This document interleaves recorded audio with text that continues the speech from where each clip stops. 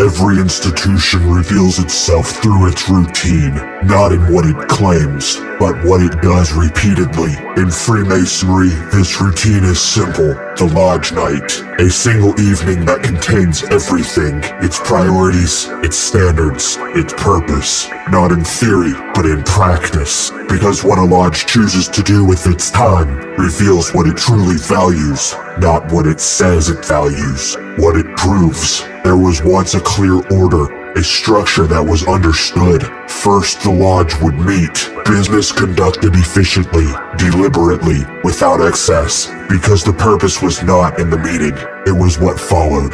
Then, the brethren would eat, not out of necessity, but out of fellowship, a shared table, a moment of pause, a transition from the formal to the reflective, and then the work would begin. Not ritual, not administration, discussion, analysis, the exchange of ideas between men who had prepared themselves to engage in them. This was the Lodge Night. Meet, eat, analyze, a progression from structure to fellowship to refinement. And it is in this final stage that Freemasonry lives, not in the meeting, but in the conversation that follows it. This is where meaning is explored, where symbols are understood, where a man is challenged not by obligation, but by thought.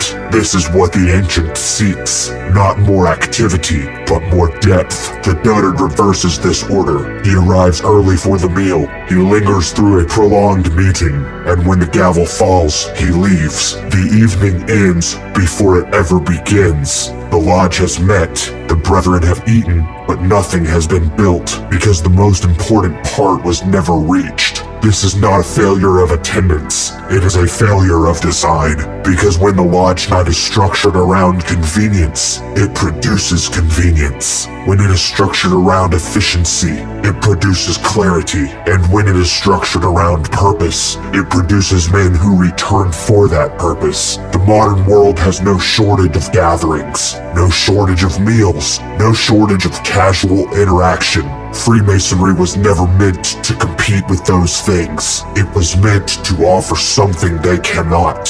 A space where men engage at a higher level, where time is not filled but invested, where the evening does not end with completion but with continuation.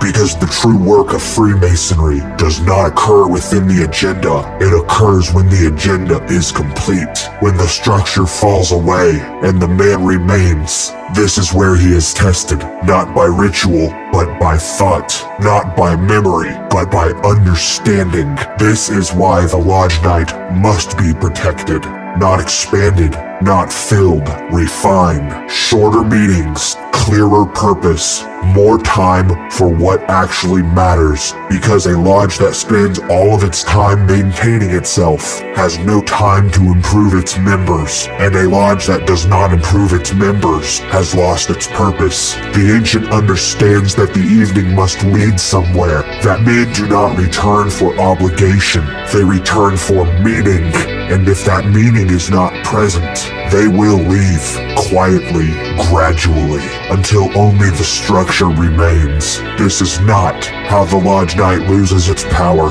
not through absence, but through misalignment. The solution is not more time, it is better use of it, because one evening, properly structured, can do more for a man than 100 meetings without direction. This is the difference between gathering and building, and Freemasonry was never meant to gather men, it was meant to build them.